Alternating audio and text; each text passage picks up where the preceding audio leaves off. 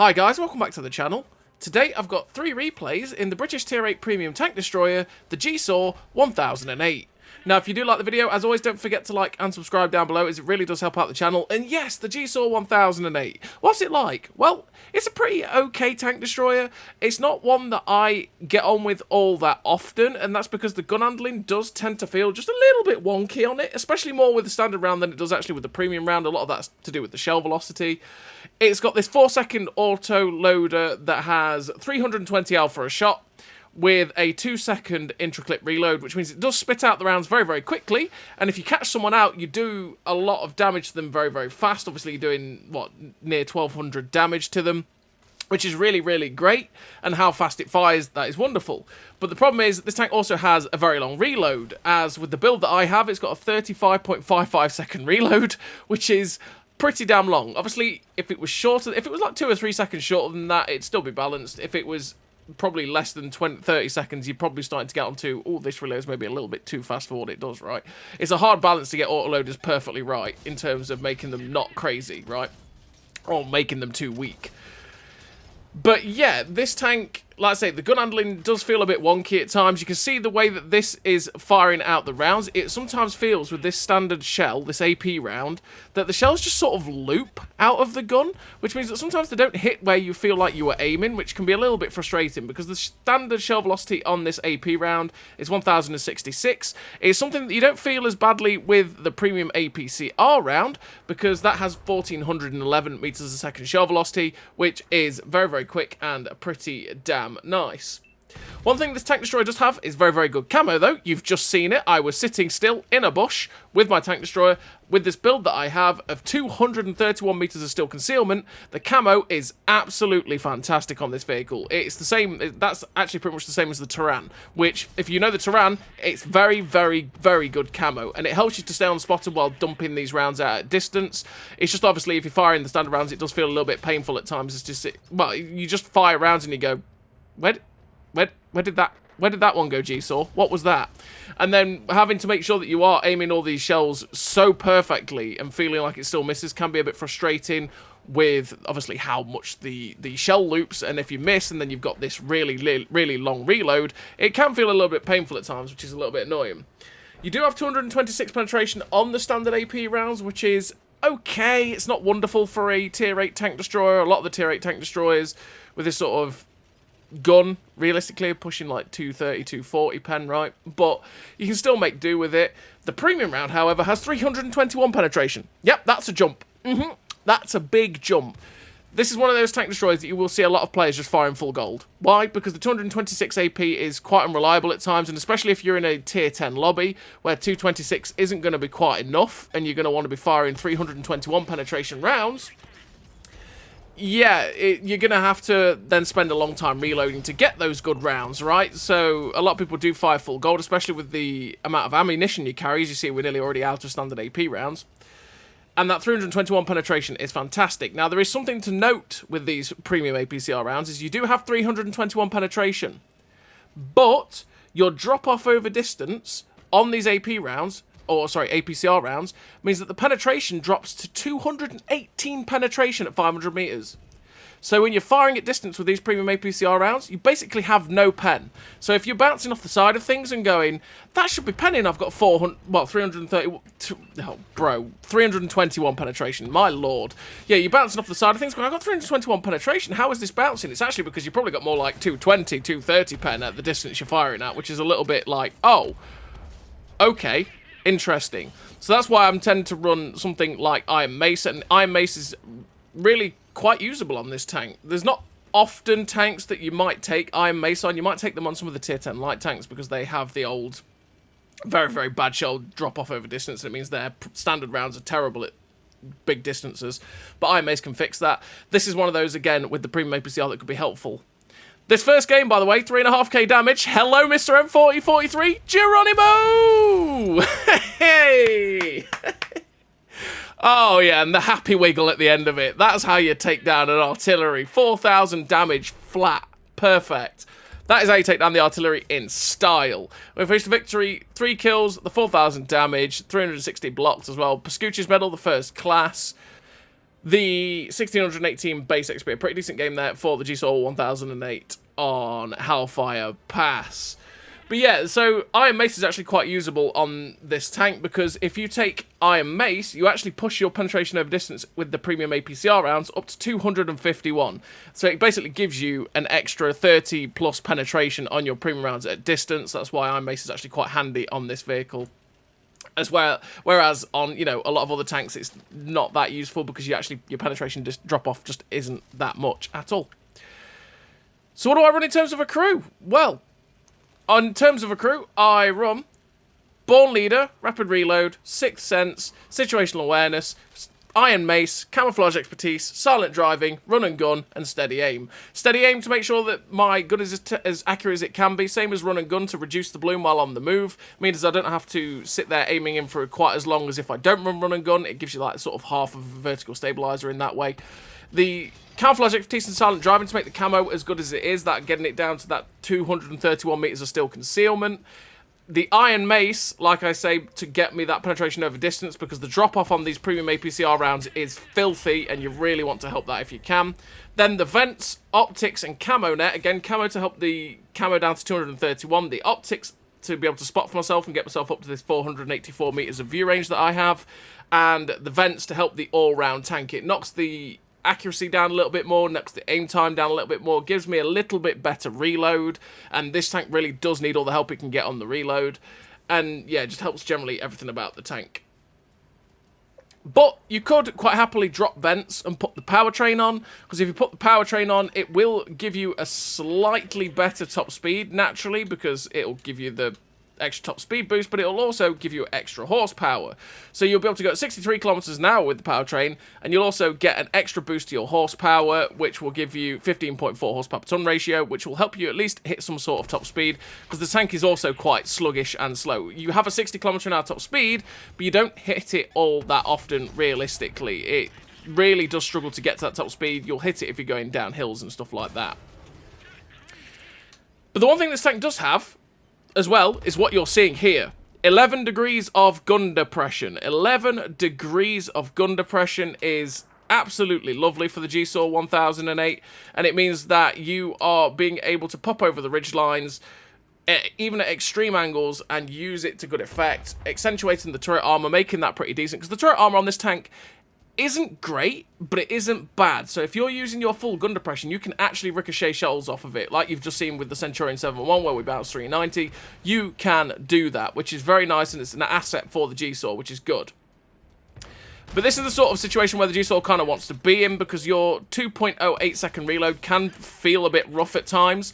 I mean, that's a good aim time. That is a good aim time, but sometimes it does feel rough when you're waiting for it to aim in and hit the shells. So in this sort of situation, that's where it's glorious, and you just saw how quickly we dished out the damage to take out that M48 round panzer, and we're up to 2.5k damage in this second game on Vineyards.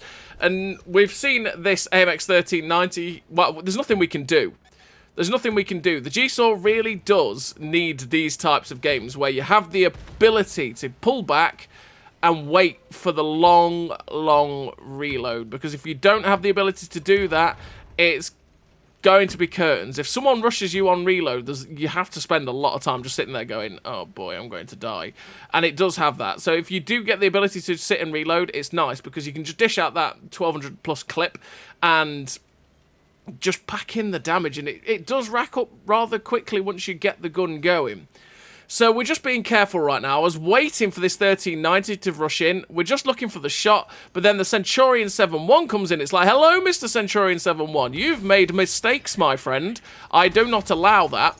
And we shut down that British Tier 9 medium tank. We see the Type 59-2 that was in front of us over there now, so I'm now pretty aware that he's not going to come from 8.5. The 1390 is doing his YOLO run once again, so we get one shot into the 1390 and get the second shot in to shut down that French Tier 9 light tank. Now the Type 59-2 is coming in.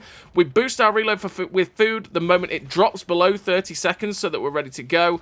And there was pretty much nothing I could do to help this E50 there because, well, I was just stuck reloading. But thankfully, our T-34-3 does manage to get a shot in, because we did have cover from the TD and the T-34-3 that was sat at C8, which means we always knew that if something did YOLO us, you know, we did have some sort of cover. So we're going to poke forward now and see if we can find anything sitting at the back. And there we find the Bayer. And we're going to make a little bit of a mistake. I see the Bayer and I think, well, you know, I can pen that guy's lower plate, right? So we're going to do it. We're going to dump the clip and see if he can miss us. We're going to pull back before he can fire. But naturally, I popped myself so there was a tank behind me, which meant that it was a bit awkward to actually get away from that guy's shell. And we took the big hit from the Bayer and pretty much lost all of our hit points in one go. And probably got lucky that our head didn't pop off, because the Bayer does like to pop people's lids if it hits them. That was a really bad error, really. We shouldn't have taken that hit, but it is what it is. My driving sucks, and I ended up pulling back and getting stuck on the dead round panzer behind me because I'm an idiot. But it is what it is. We're up to 4.6k damage and 524 assistance. There's 4 tanks left as the artillery. This Jagdpanther 2, a heavy tank and a medium tank. Both the heavy tank and medium tank are spotted down at K4, and the GW Tiger and the Jagdpanther are directly in front of us. And perfect timing, we are ready to go. We are loaded. Hello, Mr. GW Tiger. I like my bacon, sir. Give me the crispy fried bacon. Well, no fires to give us crispy fried bacon, but we take crispy fried bacon however we can get it. And we did get some juicy, juicy bacon there. And we shut down that German Tier 9 tank destroyer? No! German Tier 9 artillery, and bag ourselves that Pascucci's medal. And finish the game with the victory. Top of the team, 4 kills, 5.7k damage, 778 assistance. The ace tanker, the Pascucci's, the high caliber, 2,219 base experience. A fantastic game there for the Gsor in the Tier 9 game on Vineyards. And it was a pretty nice time. But now we're on to the final replay. This is one that actually has been sat in my replays folder for a bit, because I don't play the Gsor that often. I just randomly started playing it, and we had the last game that you saw, and I thought, you know what, I want to get another replay that I can put in front while I talk about the tank, and that's what you saw with the first one. But here we are in the final replay. In the final replay, we're in a pretty poor matchup. We are on this map, which is Redshire. And on Redshire, I want to go play on the ridge lines. Because if I play on the ridge lines over here, I've got 11 degrees of gun depression. 11 degrees of gun depression is fantastic for the Gsor. Means that I can play these ridges really, really easily. And we can just try and keep putting out clips. And naturally, with the big defensive ridge line in front of us, we can pop over, drop a clip, and pull back.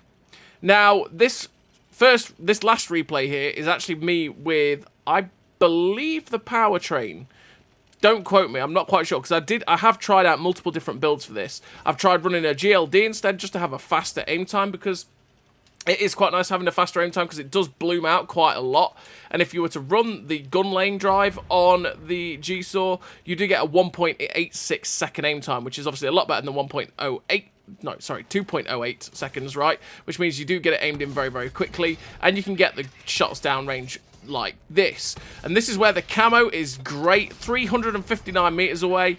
That IS-3 could not see us, and we shut down that Tier 8 Soviet heavy tank with the first clip. And because we were in some bush cover, well, in the tree that we knocked down, we had slightly better camo because of that. And with having that 232 meters of steel concealment, the guy just couldn't see us. He just could not see us. And that meant that we managed to farm most of his hit points after he took another hit from someone behind. But now we're loading the premium APCR for 321 pen, because naturally we're facing a 279E. We're not going to pen a 279E with 226 standard AP pen. It's just not happening.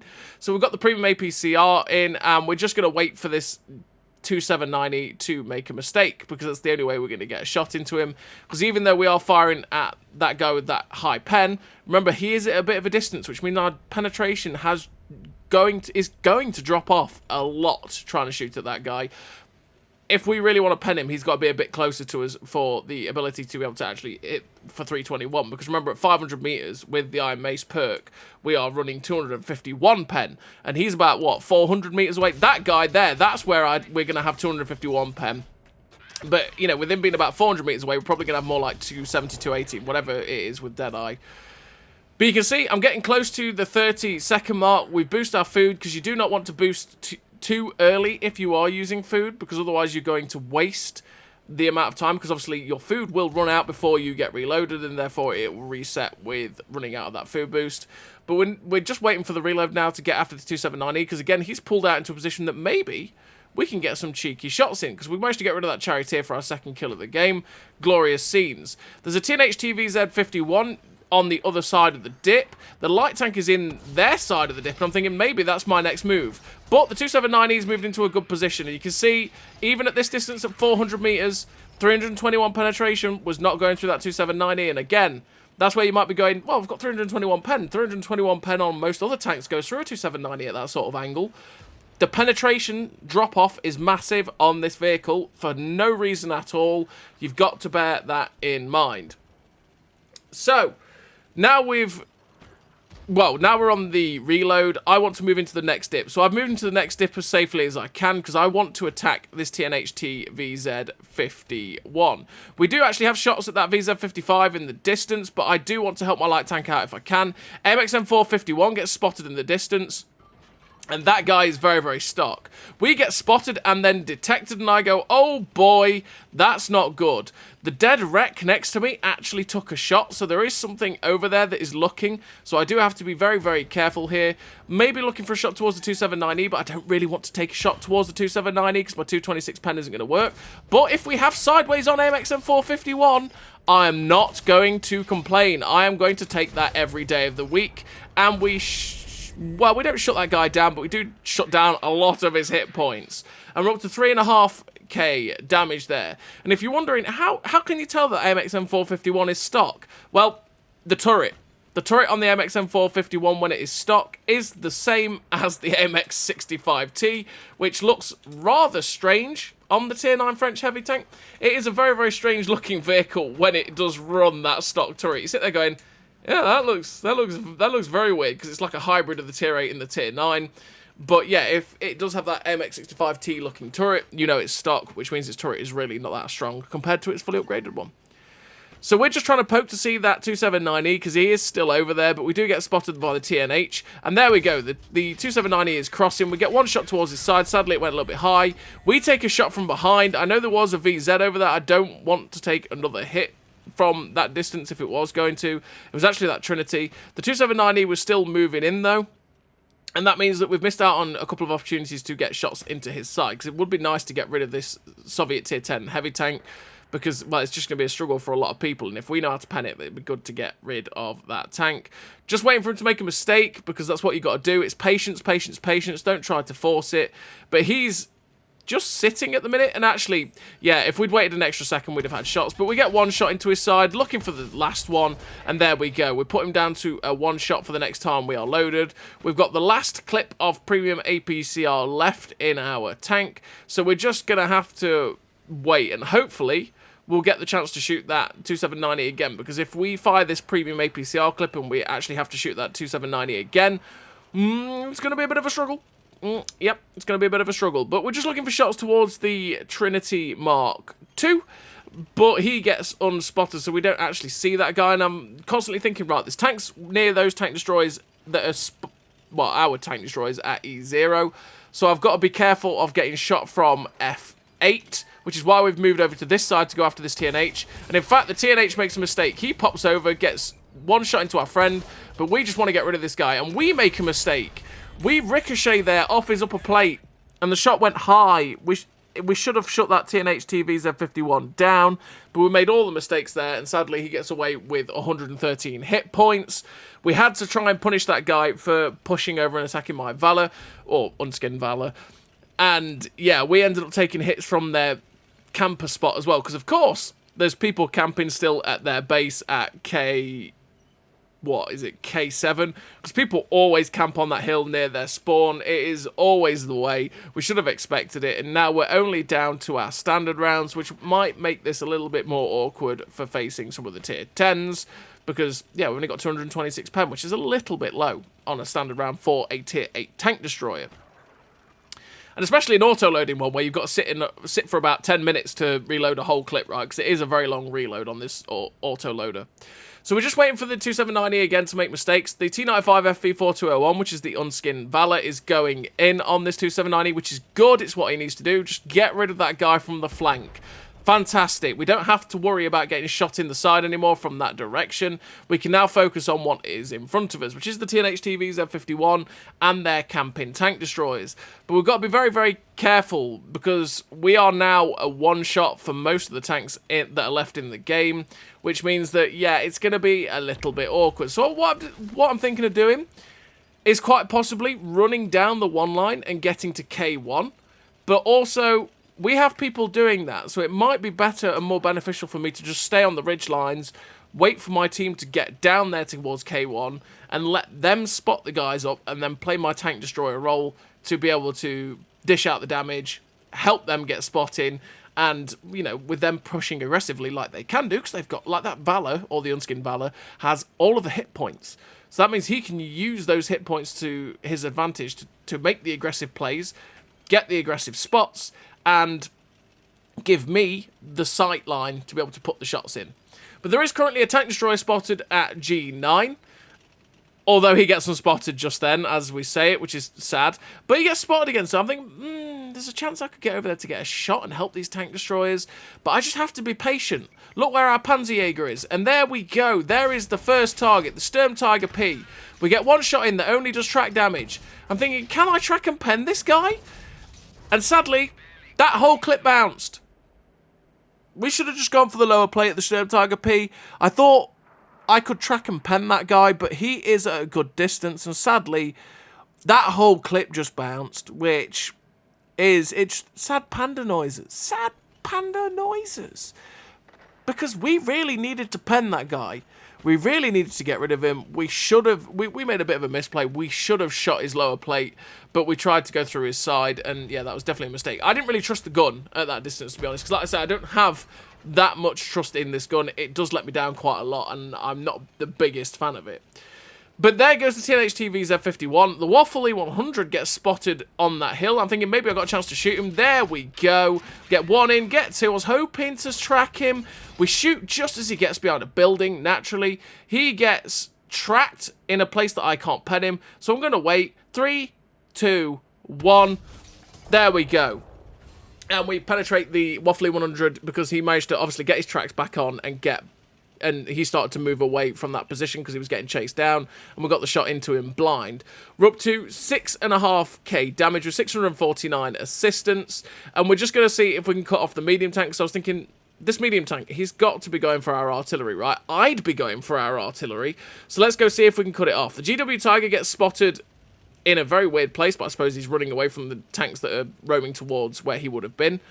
And maybe we can get over and get a shot into him, but the F355 shuts him down. Fair play. And we're going to poke over and see if we can find the Trinity, but the Trinity's not spotted, which means he's maybe still... And there we go. The Trinity gets spotted in the same place he's been all game, so we can safely assume that we can get after him now and use the mobility, because obviously the mobility of this tank is good with 60 kilometers an hour, but because it's not got that much engine power, it is sluggish to get up to that top speed, and when you do get up to the top speed, mostly it's because you're doing stuff like this and going downhill. But yeah, with that Waffle E100 shot, that was just sort of knowledge of getting people's tracks back on right. So when he was there, he got unspotted. But I thought his tracks are going to get repaired in about, you know, in about now. And that's when I fired and we managed to get the shot in. There was no point firing as soon as he got unspotted because we were still at an angle that we probably weren't going to be able to pen him. And then we did get that extra bit of damage. Sadly for us, though, the T95 FV4211 actually ammo-racks the Trinity, and we don't get any more damage out of this game. But we finished with 2 kills, 6.4k damage, the Ace Tanker, the High Caliber, the Sniper, for 2,207 base XP. A really nice game for the Gsor 1008 in a Tier 10 game.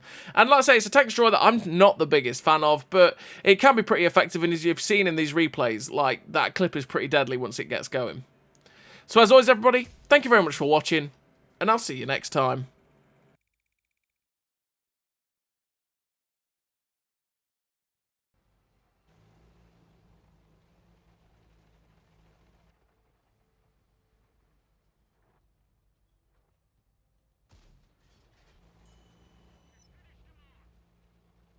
A great success.